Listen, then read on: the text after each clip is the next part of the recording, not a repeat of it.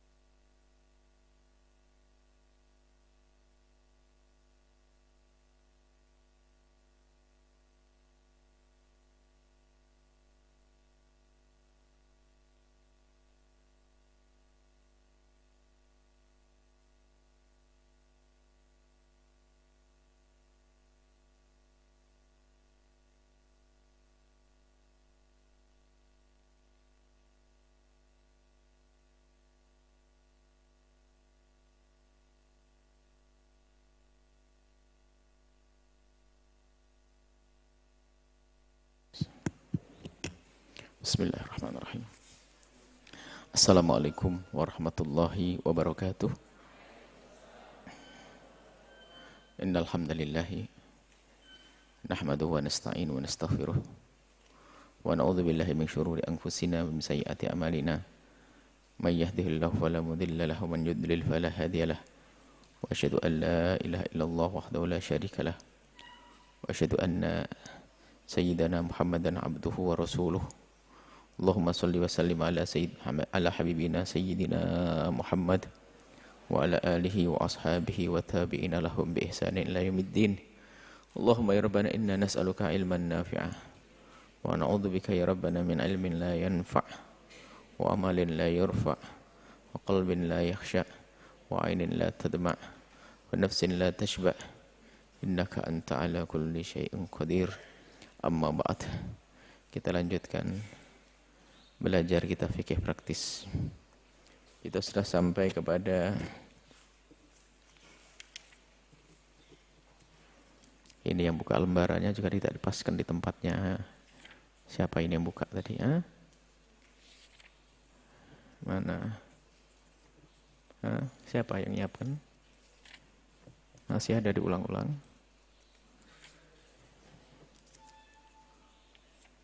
Mana?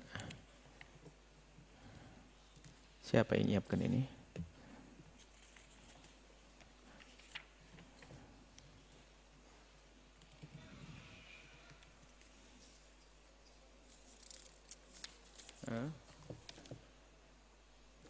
Kiblat. Untuk anak-anak, tolong ya disiapkan yang rapi, dipaskan. Kita bagian mana batasnya ya? Kayaknya harus dikasih takzir nih anaknya nih. Bismillah. Aurat. Menghadap kiblat. Bismillah.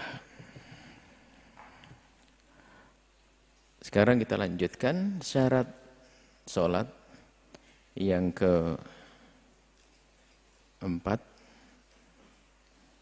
atau D, penjelasan menghadap kiblat. Kemarin sudah disebutkan menghadap kiblat. Cuman belum dijelaskan. Menghadap kiblat Ka'bah. Hukum menghadap kiblat adalah wajib di dalam sholat. Termasuk syarat sahnya sholat.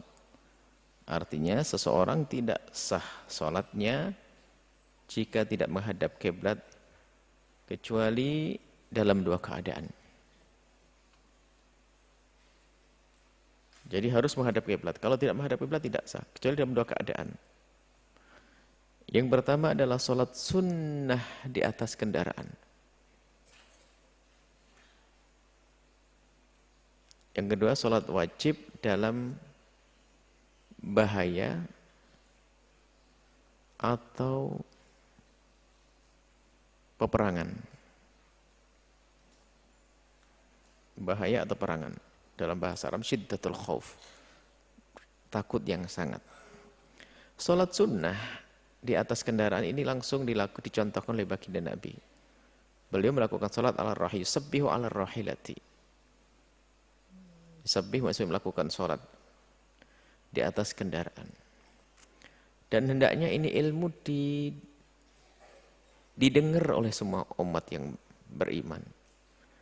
Karena hari ini kita hampir setiap saat atau sering di atas kendaraan. Sayang sekali jika kita tidak punya ilmu ini. Ini juga mengurangi keluh kesah kita di saat kita macet dan sebagainya. Di atas kendaraan sangat mudah. Sujudnya pun merunduk, rukuknya merunduk, sujud merunduk lebih rendah lagi. Tanpa harus menempelkan jidat kita ke jok. Takbirnya seperti biasa, membaca bacaan seperti biasa dalam sholat, rukuk. I'tidal, sujudnya lebih rendah lagi. Sujudnya lebih rendah lagi. Sudah mudah. Dan sholat di atas kendaraan begitu mudahnya. Kalau setengah jam bisa saja sudah 20 rakaat. Ini sholat sunnah apa saja. Yang penting sholat sunnah. Dan mungkin kita bisa melakukan sholat beratus-ratus rakaat. Dan berusahalah dari semua untuk membiasakan kita punya wudhu dalam keadaan apa-apa, dalam aktivitas kita dengan wudhu di atas kendaraan. Sehingga selingan kita adalah sholat. Setelah ngobrol kita berbincang dengan saudara atau keluarga di mobil. Kemudian semuanya diam sesaat menghadap kepada Allah. 2 rakaat, 2 rakaat, 2 rakaat, 6 rakaat. Nanti ngobrol lagi seberapa jam, 2 rakaat, 2 rakaat, 2 rakaat. Masya Allah. Semua jalan akan jadi saksi. Dia akan berkata nanti, bahwasanya aku telah digunakan sholat untuk fulan dari jalan ini sampai jalan sana. Begitu mudahnya. Dan kiblatnya di saat kita berada di atas kendaraan adalah mana arah kendaraan kita. Itulah kiblat kita. Nggak usah bingung nyari kiblat. Bahkan bepergiannya bukan harus bepergian jauh. Pokoknya yang disebut pergi. Pergi. Biarpun tidak jauh, hanya ke kampung, ke kecamatan sebelah. Aku mau pergi. Tapi kalau dari halaman depan ke belakang saja, ya bukan pergi itu namanya. Jadi saat pergi memang pergi, meninggalkan rumahnya, menuju ke tempat lain, bepergian. Boleh. Salat sunnah di atas kendaraan. Khususnya di bulan Ramadan ini, kesunahan salat tarawih dilakukan berjamaah, khususnya berada di masjid, bagi kaum pria dalam keramaian yang Masya Allah seperti yang dilakukan oleh Sayyidina Umar bin Khattab. Cuman ada di antara kita yang mempunyai pekerjaan itu pulangnya adalah selesai kantornya mungkin setelah maghrib. Buka di kantor atau di tempat kerja. Kemudian pulang, perjalanan pulang itu 1 jam. Habis maghrib ditambah 1 jam itu biasanya kalau ngejar tarawih itu sudah hilang tarawih. Bisa jadinya kita sholat isya-nya di rumah sendirian, tarawihnya nanti menjelang subuh. Kalau menjelang subuh itu biasanya dikejar sama buru-buru, sahur. Akhirnya hilanglah tarawih. Maka dalam keadaan semacam ini, Anda melakukan sholat di kantor Anda, tempat kerja Anda. Sebab sholat tarawih itu dilakukannya setelah melakukan isya. Bukan setelah waktu isya, setelah melakukan isya. Biarpun isya-nya jamak takdim di waktu maghrib, setelah melakukan isya. Misalnya jamak takdim, kita sholat di perjalanan, bepergian, sholat maghrib sekalian sholat isya. Setelah itu boleh tarawih. Nah ini, di sepanjang perjalanan Anda bisa mengerjakan tarawih. Maka ini bagi siapapun yang jarang tarawih gara-gara perjalanannya di malam hari, Anda hari ini insya Allah sudah bisa melakukan tarawih mulai nanti malam. Jadi sholat isya dulu di kantor atau tempat kerja, karena sholat isya kalau di perjalanan itu adalah harus memenuhi syaratnya ngadep kiblat dan sebagainya, maka sholatlah di tempat. Sholat isya di tempat, setelah itu Anda pergi pulang melakukan sholat sunnah, ba'diyah, sholat tarawih sampai rumah sudah selesai semuanya. Kalau perjalanan Anda 1,5 jam.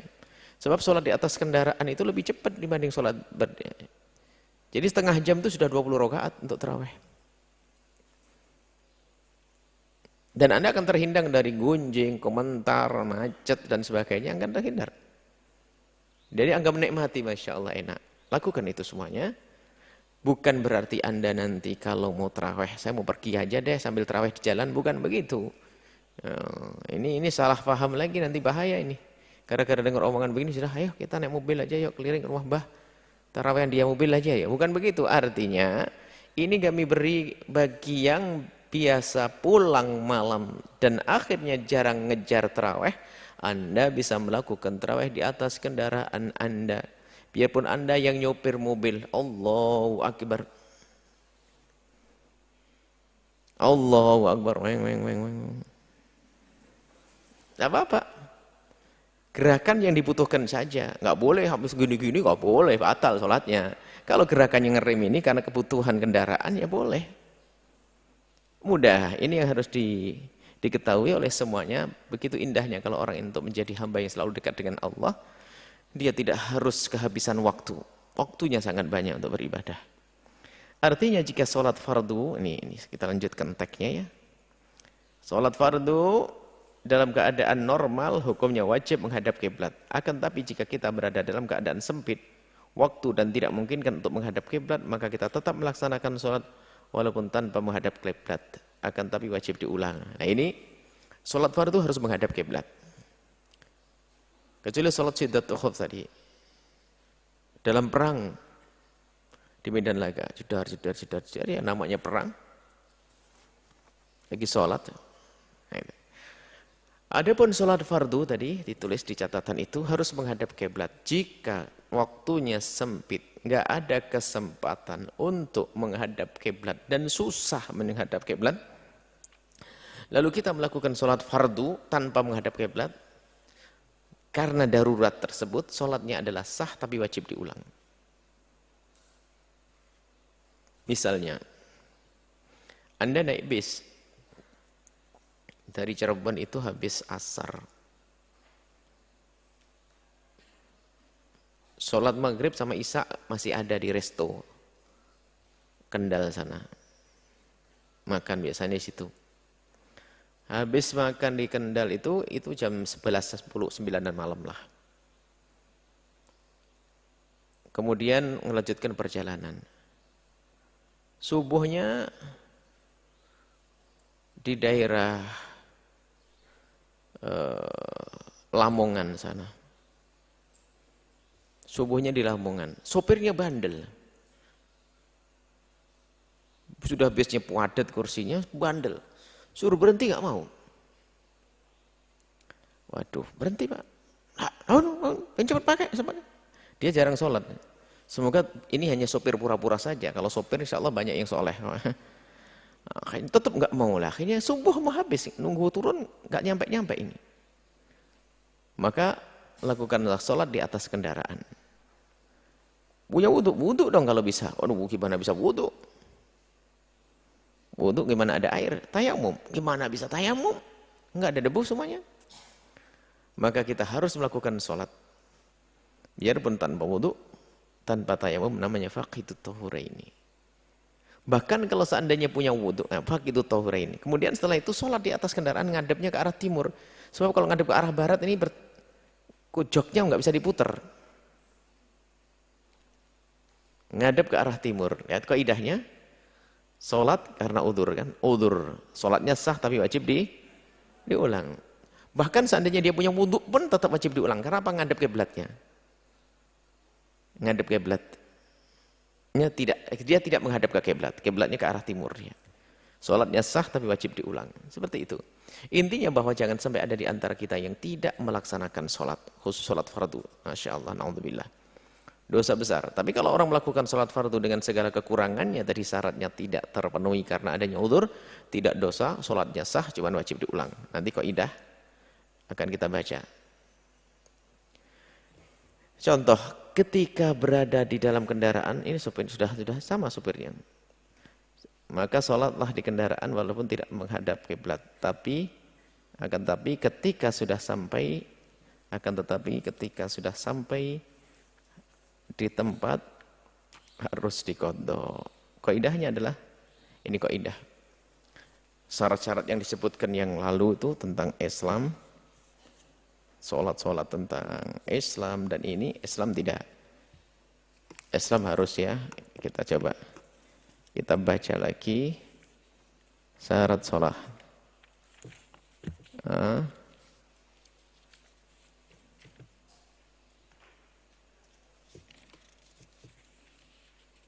Syarat yang saya sholat.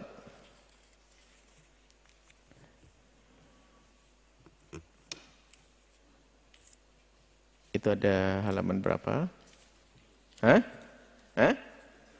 78 97 98. Islam yang masih dirinci itu.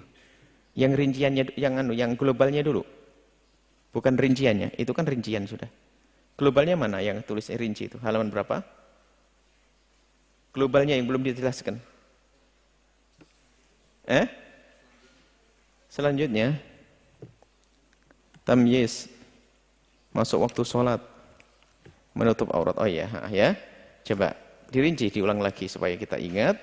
Syarat-syaratnya sholat yang pertama harus orang muslim ya, jelas. Kalau nggak Islam nggak dianggap sholatnya, nggak sah. Kemudian syarat yang kedua adalah tamyiz. Anak kecil belum bisa sholat. Tamyiz itu ada. Masuk waktu sholat. Masuk waktu sholat. Kalau belum masuk waktu sholat ya nggak ada sholat. Mengetahui waktu sholat masuk. Kemudian ini, syarat yang ini yang dimaksud. Suci dari hadas besar. Suci dari najis di 3 tempat. Menutup aurat dan menghadap kiblat. 4 syarat ini. 4 syarat ini. Suci dari hadas besar. Suci dari hadas kecil. 5 berarti ya. Suci dari hadas besar dan hadas kecil. Suci dari hadas kecilnya kok tidak ada di mana? Enggak disebutkan ya? Nomor 5. Kurang berarti sini. Masih sudah, makanya suci dari hadas besar sama hadas kecil. Islam ya tamyiz, yakin sudah waktu sudah masuk, mengetahui waktu. Nah ini suci dari hadas besar dan hadas kecil. Suci dari najis di 3 tempat, pakaian badan dan tempat. Menutup aurat, menghadap kiblat. Syarat 4 ini jika tidak terpenuhi karena ada uzur, sholatnya sah. Tapi sebelumnya enggak sah, enggak ada. Selain daripada 4 ini. Apapun bentuknya ya. Sholat kalau tahu waktunya belum masuk ya enggak sah. Belum, tidak Islam sholatnya tetap enggak sah.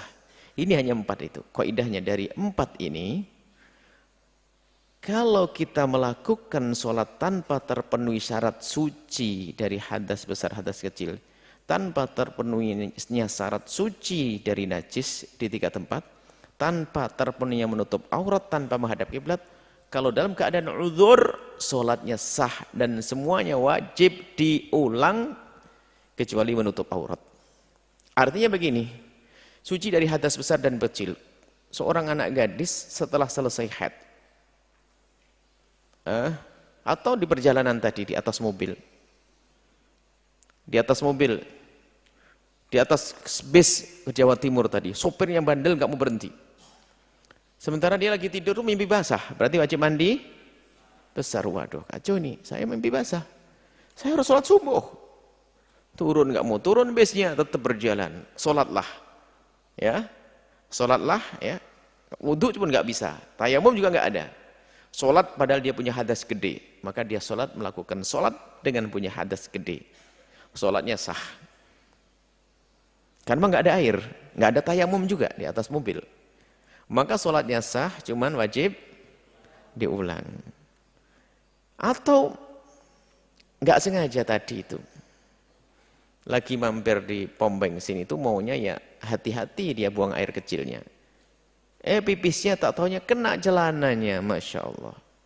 Setelah kena celana ini nggak mungkin gantimu. Sopirnya bilang cepet-cepet naik. Akhirnya setelah naik waktu menjelang subuh ternyata nggak turun juga. Dikirain turun. Nggak mau turun itu sopirnya. Akhirnya tetap terpaksa dia sholat subuh di atas kendaraan. Celananya terkena nah. Kalau ngelepas celana di bis ketahuan kebuka auratnya. Atau wanita juga. Najis bajunya. Dalemannya najis, bajunya najis. Mau ganti nggak mungkin, wanita harus menjaga kehormatan auratnya. Atau bahkan seandainya dia bisa mampir ke musola kalau keramaian membuka aurat nanti nggak perlu karena buka aurat itu haram lagi. Maka sholatlah dalam keadaan terkena najis. Cuman nanti kalau sudah bisa ketemu baju yang suci dia wajib mengulang. Mengulang enggak? Mengulang kalau masalah najis. Menghadap kiblat juga begitu tadi kisahnya. Sopir nggak mau berhenti, bandel. Akhirnya kita harus sholat fardu dalam keadaan tidak menghadap kiblat. Sholatnya sah, maka wajib diulang, ganti, diulang. Cuman yang satu lagi membuka aurat, nggak punya baju, nggak tahu bajunya tiba-tiba terbang semuanya. Ya nggak tahu pokoknya terbang semuanya.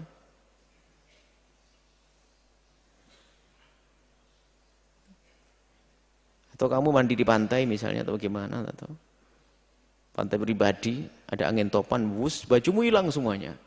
Asar kurang 5 menit lagi, gimana ini? Ya, pokoknya intinya kamu tidak bisa pakai baju. Kalau memang karena baju benar-benar tidak ada, maka sholatlah dalam keadaan tidak pakai baju. Maka sholatnya adalah sah. Ini saja yang tidak wajib diulang. Maka kok indah terakhir Buya buat, saya tuliskan semua sholat-sholat yang tidak terpenuhi syaratnya dan dilakukan karena udzur, maka sholatnya sah, akan tapi wajib diulang. Itu saja. Kemudian masalah menghadap kiblat. Sudah. Kita apa sekarang? Menghadap martabat mengetahui kiblat. Jadi bagaimana kita untuk bisa mengetahui kiblat? Untuk mengetahui kiblat, melihat martabat mengetahui kiblat itu ada. Yang pertama martabat tertinggi. Mengetahui kiblat secara langsung. Ada 4 martabat. Anda masuk Mekah, melihat Ka'bah. Maka kalau sholat harus menghadap ke Ka'bah. Yang dimaksud sholat menghadap ke Ka'bah itu adalah menghadapkan dada dan badan kita ke arah Ka'bah. Kalau seandainya kita akan berjalan lurus, niscaya badan kita akan nabrak ke Ka'bah. Harus gitu. Tapi kalau badannya tidak menabrak ke Ka'bah nanti, itu nggak sah. Contohnya Ka'bah di depan sana. Kita kelihatan, tapi miringnya gini. Kalau seandainya maju, hilang dari Ka'bah, nggak sah. Harus benar-benar yakin kalau badan kita menghadap ke Ka'bah. Kalau seandainya kita bisa terbang, wus, nabrak ke Ka'bah. Seperti itu. Ini martabat yang pertama, melihat Ka'bah. Maka dalam nasnya, Buya tulis di sini, melihat Ka'bah secara langsung dengan mata kepala. Jika kita berada di sekitar Ka'bah dan bisa melihat, maka wajib menghadap dada kita ke Ka'bah. Yang jika kita berjalan lurus, maka akan menabrak bagian Ka'bah. Boleh bagian pojok sana, tengah, pokoknya nabrak.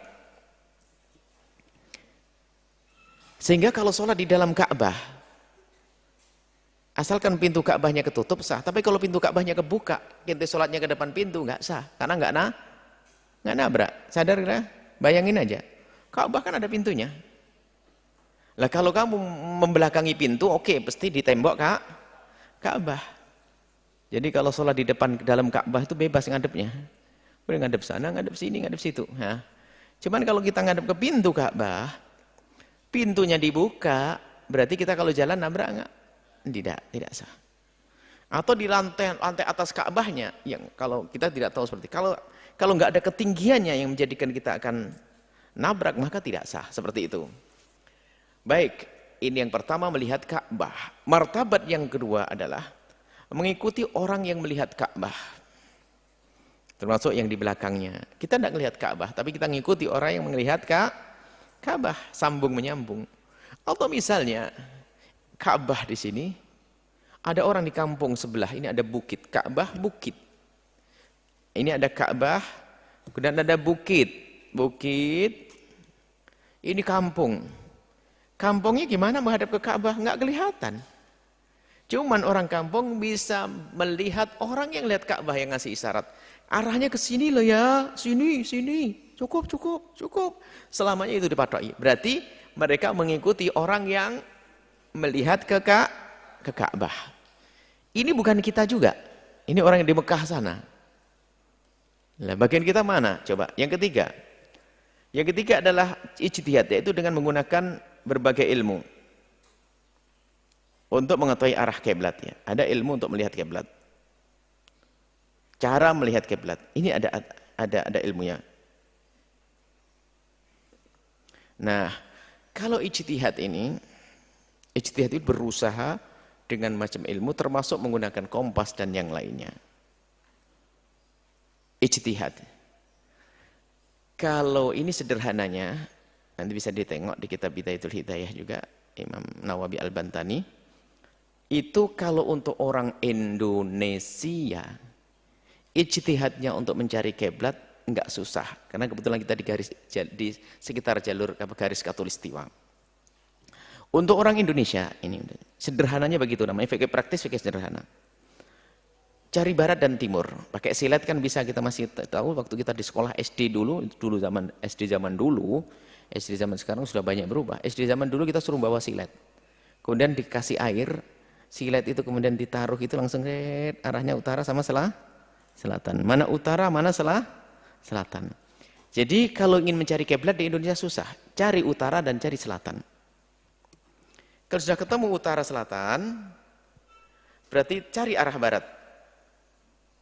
Ngadeplah ke barat lurus, ini di Indonesia.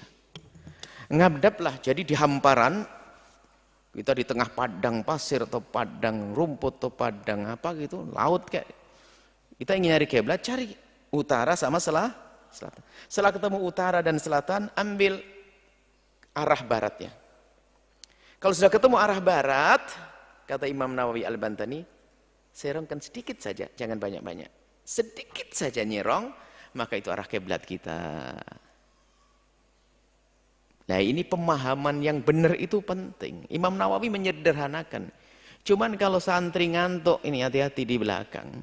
Yang didengar hanya nyerongnya. Nah, ini bahaya sekali. Semana-mana sholatnya harus nyerong. Nah, kemudian musola dan masjid itu dibangunnya sudah diarahkan ke kiblat.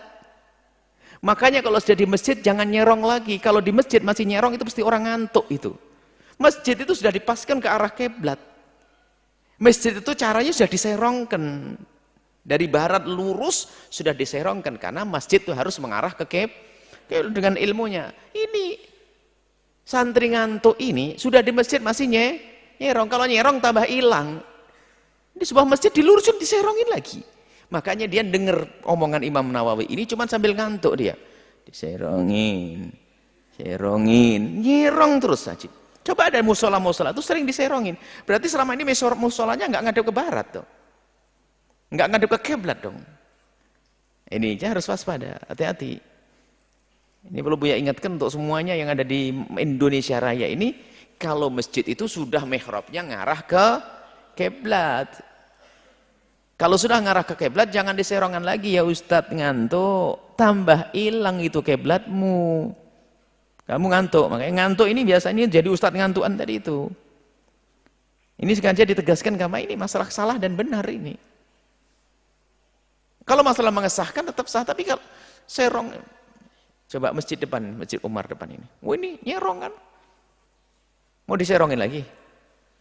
Karena barat itu ke sini, diserongin ke kanan. Tapi itu melalui alat itu ngelihatnya. Jadi coba semua masjid yang sudah arah kiblatnya benar, kalau kita perhatikan lihatnya, cari barat dan timur, ngadep ke barat, pasti masjidnya nyerong.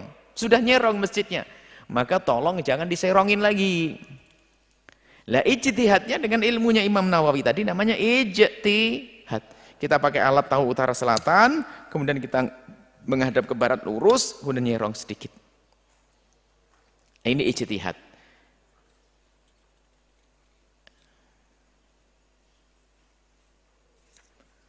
Ini kita tulis juga di sini sudah ada catatannya apabila kita ada beberapa orang yang sama-sama ijtihad. Nah, catatan penting untuk orang Indonesia, Imam Nawawi Al-Bantani mengajari untuk mengetahui kiblat dengan ijtihad, yaitu mencari mata angin utara, selatan, barat dan timur.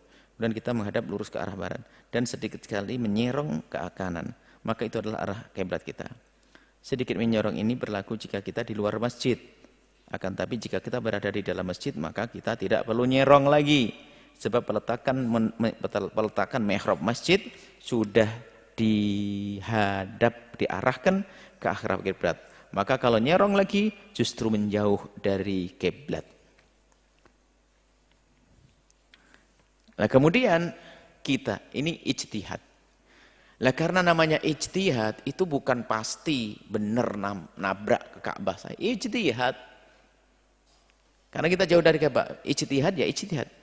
Dengan kompasnya juga ijtihad, dengan ilmunya tadi juga ijtihad, semuanya ijtihad. Lah kalau sudah sama-sama ijtihad, ya ijtihad tidak bisa dihancurkan oleh ijtihad yang lain. Kalau sama-sama ijtihad ya sudah. Ini ijtihad. Ilmu apa? Saya ada ilmunya, ini caranya dari Imam Nawawi begini, sudah ijtihad. Coba enggak bertentangan dengan kompas, enggak akan. Kalau ada pertentangan sedikit sekali. Sehingga enggak usahlah ribut di sebuah masjid gara-gara dia sudah mulai ngerti dunia internet. Cari-cari kiblatnya adalah melalui alat di internet. Sudah begitu nyalain kiai yang dulu. Memang kiai dulu enggak pakai ijtihad. Kiai dulu pakai ijtihad, bahkan bisa lebih tepat juga. Wah, ini yang lebih bagus, lebih modern. Itu ijtihad. Itu juga tidak pasti. Ijtihadmu tidak boleh mengalahkan ijtihadnya orang dulu juga. Artinya jangan ribut hanya urusan ijtihad. Ada di sebuah masjid, di sebuah perjalanan ke arah timur sana, ada masjid kalau tidak ada 3 garisnya. Ada garis pertama, berubah lagi. Akhirnya kita tanya, kenapa seperti itu? Ini dulu dibangun pertama ini enggak sesuai kiblatnya. Oke. Kata siapa? Ustadz. Kemudian ustadznya pergi setelah itu. Ganti lagi ustadz. Katanya yang dibenerin ustadz enggak cocok nih. Ini garis yang kedua. Akhirnya ganti lagi generasi ustadznya pindah. Ganti lagi. Jadi penemuan baru ini anak-anak muda ini sudah menemukan kiblat yang baru melalui ini, dirubah lagi. Jadi ada 3 kali berarti 4 ya. Dari aslinya 1, musolanya ditambah 1, 2, 3, 4 kali perubahan. Sudah begitu sering nyalahkan, ini salah dulu, nyalahkan orang. Padahal kalau sudah ijtihad dengan ijtihad tidak boleh saling menyalahkan. Kecuali ijtihadnya salah fakhis, mestinya salah parah. Mestinya kiblatnya ke sana mengkol yang gini. Wah, ini ngaco. Baik, ini masalah ijtihad. Adapun yang ketiga adalah taklid. Lah ini kelas kita semuanya. Ijtihad juga enggak. Megang kompas juga enggak. Hanya kita ini selama ini apa? Ngelihat musola langsung kita ngikut. Itu namanya kelas taklid. Yang keempat, taklid yaitu mengikuti ijtihadnya orang lain. Contoh adalah mihrab dalam masjid atau musola adalah hasil ijtihad pendiri masjid atau musola tersebut. Dan kita ngikut. Dan kita terusannya dilanjutkan. Dan kita hanya sekedar mengikutinya. Dan kita ini maka dari itu jika sholat di dalam masjid kita tidak perlu nyerong lagi. Ini tidak tahu kemana arahnya ya. Ini ada catatan aja, catatan bagi yang sholat di masjid. Karena masjid sudah catatan saja, catatan penting bagi yang sholat di masjid atau musola, maka masjid dan musola itu sudah diarahkan ke arah kiblat, maka tidak perlu nyerong lagi, agar tidak perlu nyerong lagi. Baik, selesailah. Sekarang ada lagi satu. Bagaimana jika kita sholat di tempat yang melihat Ka'bah enggak, melihat orang yang melihat Ka'bah juga enggak, ijtihad enggak mungkin, enggak tahu di hutan belantara kali. Untuk utara selatan juga enggak tahu. Utara selatan itu hakikat bukan rasa loh ya. Kalau rasa itu orang bingung. Buya itu dari dulu sholatnya ngadep ke timur, perasaan. Karena sana itu bagi saya timur, padahal sana arah kiblat. Itu namanya kalau mata angin itu namanya rasa. Ada orang sepanjang hidupnya nggak ngerti mata angin. Tapi kalau kita di Jawa Timur atau di Jawa khususnya teman ini, namanya mata angin sangat penting. Kalau ngomong tuh nggak ada ke sana, paling lor omah gitu loh mah, kulon omah gitu tok. Lormu kidulmu, selatanmu utanu. Jadi mata angin lengket sekali. Dan itu di saat pindah bingung. Jadi kita ke Cirebon ini mata angin kayak berubah. Kalau di Karangjalak sana sholatnya ngadep ke timur perasaan, tapi tetap ngadep ke kiblat. Jadi bukan mata angin rasa, mata angin hakikat utara selatan tadi. Ini hakikat. Baik, sekarang nggak ketemu. Cari mata angin, dia tidak sadar ini di Indonesia atau di mana ini. Nggak tahu, dia dibawa terbang oleh jin barangkali gitu loh. Dia nggak tahu ini bukan Indonesia. Kalau Indonesia kan cari arah barat dan timur, kemudian arah kiblatnya nyerong ke kanan begitu. Dia di sebuah tempat di hutan belantaran mana, nggak tahu utara selatan, nggak tahu timur barat. Lalu bagaimana bagi orang yang ijtihad susah? Tanya orang, tanya siapa? Lalu bagaimana sholat? Ya ini disebutkan. Bagi orang yang tidak bisa mengetahui kiblat, maka sholatnya bebas mengikuti dugaannya sendiri. Kayaknya sih sana. Oke, pakai kayak saja. Karena memang gak ada 4 martabat tadi. Kayaknya sana. Baru 1 rakaat, kayaknya sana. Pindah rakaat yang kedua. Baru rakaat kedua, rakaat yang ketiga, kayaknya sana. Pindah lagi ikut kayaknya. Akhirnya sholat 4 rakaat ngadep ke arah mata angin. Ke 4 mata angin. Sana, muter. Baik, di sini. Catatannya, jika tidak terbukti kiblatnya salah, maka sholatnya tetap sah. Menduga kiblatnya adalah sana. Perasaannya sana. Tak taunya setelah itu ada orang tahu. Ada orang kampung itu datang, baru sholat ya iya. Lalu tanya, Pak kiblatnya mana sih? Oh kan, oh benar, alhamdulillah, oh sholatnya sah. Tapi kalau sudah sholat ke sana khusyuk, dan kita pun juga bisa. Kita kadang tempat baru sholatnya salah, karena kita ngikut dugaan. Karena kita pakai gaya lor kidul tadi itu. Pernah kita sering sholat tempat lain, salah kita menghadap, assalamualaikum, assalamualaikum. Bahkan kita di Cirebon berapa kali kita salah sholat, hanya gara pindah rumah. Sholatnya salah, ya Allah bukan kiblat. Lah kalau terbukti kiblat kita salah, sudah menghadap sana, assalamualaikum, masya Allah, tatanya tuan rumahnya datang, loh Pak, sholatnya salah, kiblatnya bukan sana. Sana. Ini waktu yang lalu kita juga di Malang salah, jamaah semuanya dengan anak-anak ikut buya itu, masya Allah, sholat, tatanya kata tuannya, sholatnya salah. Saya di subuhan siang-siang, karena ngontok subuhnya waktu duha. Karena waktu sholat subuh pagi-pagi nggak ada yang ditanya lah, ya mas dugaan saja atau sholat dan salah. Kalau sholatnya salah maka wajib mengulangnya. Kiblatnya terbukti salah. Kalau nggak terbukti salah itu ada 2. Sampai mati nggak ketahuan kalau salah itu sah. Atau tiba-tiba ada yang ngasih tahu dan kiblat kita salah maka harus ngulang. Jadi ada 3 ya. Yang pertama salah, kita wajib ngulang. Yang kedua nggak tahu kalau salah, tapi nggak tahu apakah benar betul. Maka nggak usah ngulang. Atau tahu benar, maka itu tidak usah ngulang juga. Sunnah ini ada catatan apa? Berkaitan dengan mengetahui atau berprasangka, maka ada 2 hal penting yang harus dimengerti. 1 dalam urusan ibadah, yang 2 dalam urusan hak milik antar sama manusia. 1. Di dalam urusan ibadah, seseorang dianggap sah ibadahnya jika dia mengetahui 2 syarat. Dia memenuhi 2 syarat, yaitu yakin atau menduga waktu ibadah telah masuk. Ini kok masuk di sini ya? Ini ada hubungannya dengan kemarin masalah waktu sholat. Yang kedua, di dalam kenyataannya atau hakikatnya memang sudah masuk waktu sholat. Maka jika ada seseorang melakukan sholat jam 1 siang, akan tapi saat dia melakukan sholat, dia tidak menduga kalau waktu sholat sudah tahu, sudah tiba, maka sholatnya tidak sah karena dia belum menduga waktu sholat sudah masuk. Begitu juga jika ada orang yang menduga bahwa yakin waktu sholat duhur telah tiba, karena menunjukkan jam 1, lalu dia sholat, akan tapi kenyataannya belum tiba, karena jamnya diganti sama temannya misalnya, maka sholatnya tidak sah. Berbeda dengan urusan selain ibadah, seperti urusan uang, harta, kalau kita menjual barang, maka syarat barang yang kita jual harus milik kita. Atau kita diberi amanat oleh orang untuk menjualnya, atau sesuatu diberikan kepada kita. Walaupun kita tidak menduga bahwa barang itu milik kita, jika kita dalam kenyataannya barang itu adalah milik kita, maka jual belinya adalah sah. Ini masalah kemarin sudah dibahas. Cuman tagnya aja biar sekalian dikoreksi. Penjelasan tentang sunnah sebelum sholat. Kesunnahan sebelum sholat, sunnah sebelum sholat. Sunnah sebelum sholat ada 4. Yang pertama adzan untuk kaum pria. Adzan kaum pria. Wanita nggak usah pakai adzan, nggak usah aneh-aneh. Mentang-mentang suaranya bagus mau adzan, nggak usah. Yang kedua adalah iqamah. Yang ketiga mengambil sutroh. Yang keempat mengatur barisan dan merapatkan. Tentu di sana masih banyak kesunahan. Hanya kita tonjolkan 4 sunnah ini karena ini ada hubungannya dengan syiar juga. Syiar. Yang pertama adalah penjelasan tentang adzan. Adzan disunahkan sebelum sholat fardu, baik sholat adaan atau qadaan, baik sholat sendiri atau berjamaah kecuali untuk wanita. Adzan itu sunnah. Di saat kita melakukan sholat fardu, baik sholat fardu yang qada atau ada, pokoknya sholat fardu. Sholat 5 waktu. Di situ ada catatan, sesuatu yang wajib, ini sudah dibahas juga kalau tidak salah. Segala yang wajib itu pahalanya lebih besar daripada yang sunnah.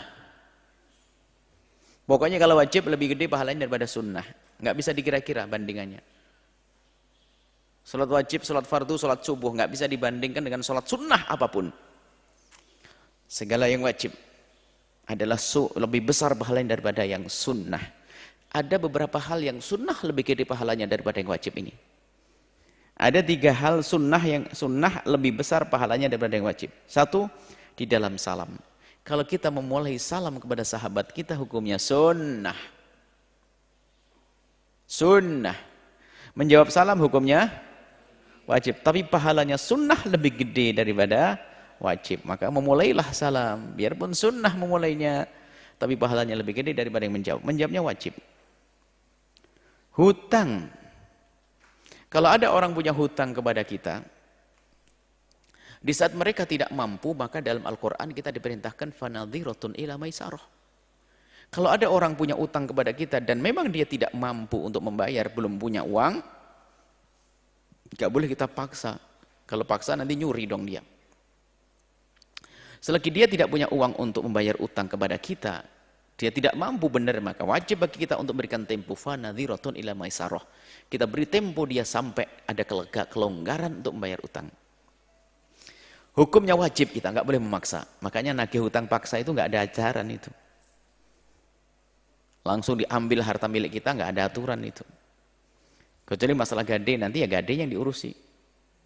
Sebab mengutang itu atas dasar tolong menolong, murni.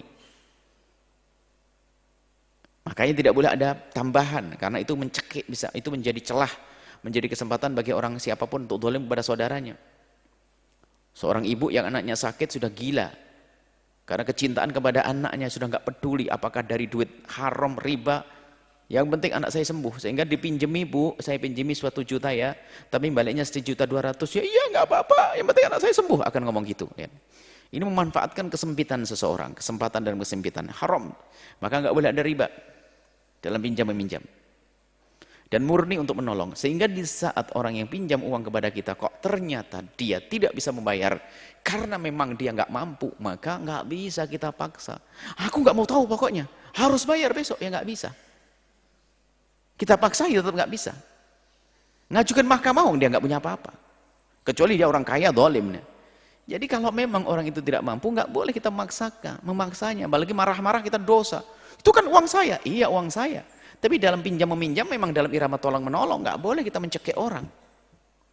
Tapi saya perlu, iya biarpun perlu dia nggak punya. Terus gimana? Ya sabar, beri tempo dia. Fanadhiratun, wajib engkau berikan tempo kepada dia. Enaknya dalam utang piutang. Akhirnya beri tempo fanadhiratun ila maisarah. Jadi memberi tempo hukumnya wajib. Atau dia milih, sudahlah. Saya pikir dia itu orang fakir juga sih, utang kepada saya 5 juta. Ya saya bebasin dia. Membebaskan hutang adalah sunnah. Memberikan tempo adalah wajib. Membebaskan hutang adalah sunnah. Tapi pahalanya antara wajib dengan sunnah banyakkan yang mana? Sunnah. Membebaskan lebih gede pahalanya. Sedekah. Seperti itu. Ini yang kita tuliskan di sini. Wajib memberi tempo, sunnah untuk membebaskannya. Yang ketiga adalah adzan, pembahasan kita. Tukang adzan ini ada 2. Tukang adzan yang sukarela, ada tukang adzan yang digaji. Tugas terpenting dari tukang adzan adalah mengamati waktu masuk sholat untuk segera dikumandangkan adzan agar kaum muslimin tahu untuk bisa memulai sholat atau datang ke masjid. Tugas terinti tukang adzan itu, bersih-bersih mah ini babnya lain, bisa marbot, bisa yang lainnya. Spesial tukang adzan ini adalah orang yang memang bertugas mengamati waktu, setelah masuk waktu nanti baru adzan. Kalau tidak ngamati waktu kan salah adzan jam 12. Apa? Zuhur jam 12. Gara-gara dia tidak ngamati waktu langsung jam 11 adzan, gimana hukumnya? Kacau, haram. Belum waktu adzan sudah harus dia memperhatikan waktu. Atau jam 12 itu adzan. Masyarakat itu pada nunggu-nunggu kapan adzan, saya pengen sholat langsung istirahat, capek baru kerja, sholat langsung istirahat, ditunggu, adzannya nggak datang-datang, Masya Allah. Sampai ngantuk, baru dengar suara adzan, jam 1:30. Padahal zuhur dia jam 12, rupanya adzannya 1:30. Akhirnya dia sholat 1:30, ngantuk. Kan nyiksa orang. Atau orang mau bepergian. Mau pergian maksudnya biar aman di perjalanan, kita nunggu abang, bang kita nunggu sholat aja, setelah sholat kita baru pergi. Oke, nunggu adzan, adzannya nggak datang-datang, terlambat gara-gara dia. Makanya ini tukang adzan ini punya fungsi penting dalam hal ini, urusan memperhatikan waktu. Maka tukang adzan ada dua model manusia. Yang pertama adalah yang gratis, free. Tukang adzan sukarela. Makanya tukang adzan sukarela itu sunnah di dalam melaksanakannya, namanya adzan sukarela. Jadi masalah waktu ya sunnah, kalau dia adzannya mundur-mundur ya sunnah, kan gitu ya. Yang kedua adalah orang yang jadi tukang adzan mendapatkan uang barokah, dapat gaji adzan. Maka kalau dia mendapatkan gaji adzan, maka hukumnya wajib dia memperhatikan waktu. Hati-hati. Kalau dia tidak memperhatikan waktu, maka hukumnya haram gajinya. Jadi tukang adzan yang dibayar hukumnya memperhatikan waktu adalah tapi yang sukarela hukumnya Maka tukang adzan yang sunnah sama yang wajib gede mana pahalanya? Yang sunnah dia sukarela. Gitu ini maksudnya. Ada beberapa sunnah lebih gede pahalanya daripada yang adzan. Tukang adzan yang digaji wajib memperhatikan awal waktu. Tukang adzan yang gratis sunnah memperhatikan awal waktu. Ini adalah adzan. Dan juga ini adzan singkat, namun dalam fikih jamaah ada adzan. Dan termasuk adzan itu disunnahkan diangkat di atas menara atau pakai mikrofon, dibesarkan agar orang dengar masuk waktu sholat. Itu adalah adzan yang awal waktu.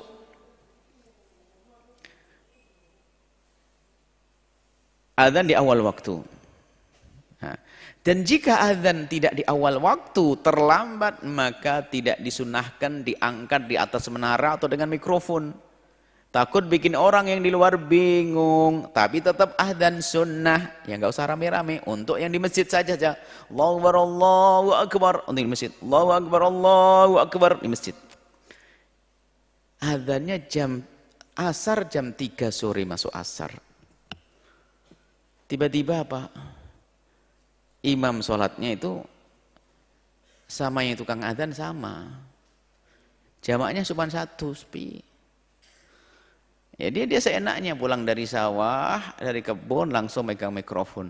Allahu Akbar, Allahu Akbar. Jam 5.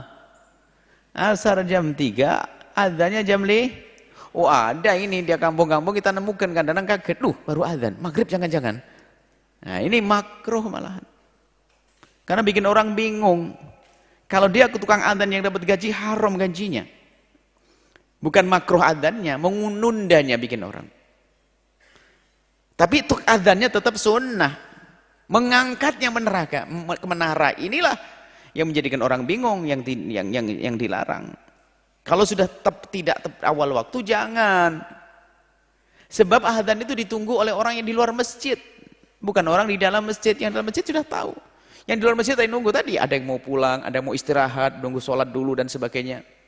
Tak taunya tukang adzannya ngantuk sampai 1 jam lebih baru adzan. Nggak boleh seperti itu ya. Ini tolong tukang adzan perhatian masalah waktu dan harus ada ilmu adzannya. Ilmu adzan ingat kalau sudah terlambat tidak di awal waktu jangan disuarakan di menara. Ini himbauan agar siapapun perhatian waktu. Adzan awal waktu di menara atau mikrofon besar, adzan awal waktu. Pertama tek masuk zuhur adzan. Langsung masuk maghrib, adzan, seperti itu.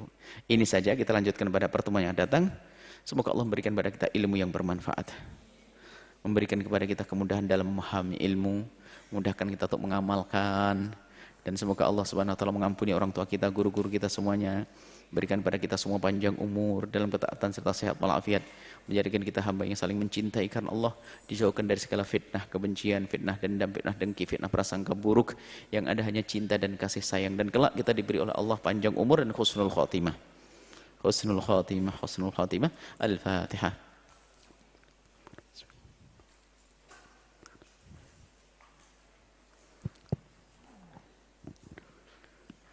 Assalamualaikum warahmatullahi wabarakatuh. Waalaikumsalam warahmatullahi wabarakatuh. Baik, syukron katsiran kami haturkan kepada guru kita tercinta Buya Yahya. Semoga apa yang telah disampaikan dapat bermanfaat dan dapat kita amalkan dalam kehidupan kita sehari-hari. Amin ya rabbal alamin. Baik hadirin hadirat, pendengar radioku dan pemirsa Al-Bahjah TV dimanapun anda berada, demikianlah majelis pada kesempatan kali ini, dan kami selaku pembawa acara memohon maaf dan mohon dasar lalu. Mari kita tutup majlis mulia ini dengan pembacaan doa kafaratul majlis. Subhanakallahumma wa bihamdika asyhadu an la ilaha illa anta astaghfiruka wa atubu ilaik. Wassalamualaikum warahmatullahi wabarakatuh.